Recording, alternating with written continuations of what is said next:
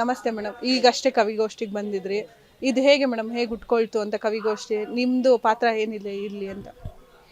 ಈ ಕವಿಗೋಷ್ಠಿಯವರು ತುಂಬ ಹಳಬರು. ಅವರು ತುಂಬ ಅರ್ಥಗರ್ಭಿತವಾದ ಕಾರ್ಯಕ್ರಮಗಳನ್ನು ಮಾಡ್ಕೊಂಡು ಬಂದಿದ್ದಾರೆ.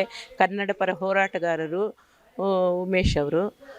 ಅವರು ಸಿರಿಗನ್ನಡ ವೇದಿಕೆಯಿಂದ ಅವರು ತಮ್ಮ ಕಾರ್ಯಕ್ರಮಗಳನ್ನು ಮುಂದುವರಿಸ್ಕೊಂಡು ಬಂದಿದ್ದಾರೆ.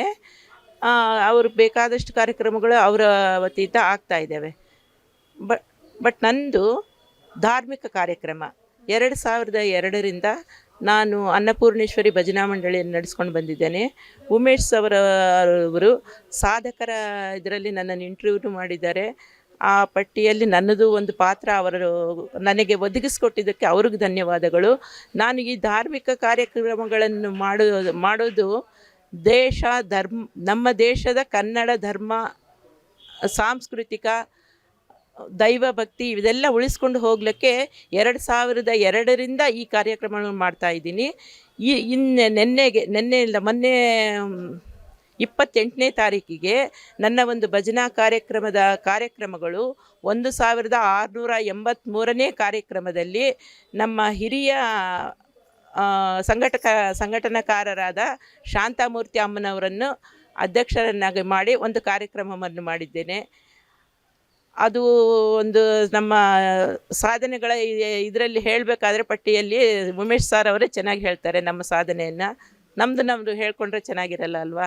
ಹಾಗಾಗಿ 1683 ಕಾರ್ಯಕ್ರಮವನ್ನು ಮಾಡಿದ್ರು ನಾವು ಎಲೆಮರೆ ಕಾಯಿಗಳಂತೆ ಇದ್ಬಿಟ್ಟಿದ್ವಿ.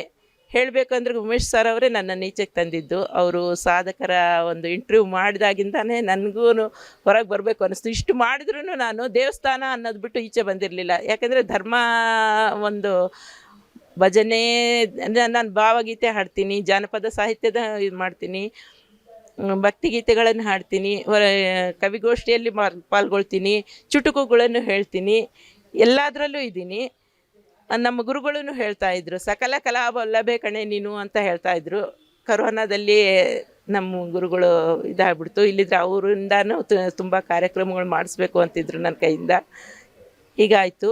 ಈ ದಿನ ಅವರು ಜೆ ಪಿ ರಾಜರತ್ನಂ ಅವರ ಹುಟ್ಟು ಹಬ್ಬದ ಸಲುವಾಗಿ ನಡೆಸಿದ ಕಾರ್ಯಕ್ರಮಕ್ಕೆ ನಮಗೆ ಆಹ್ವಾನ ಬಂದಿತ್ತು.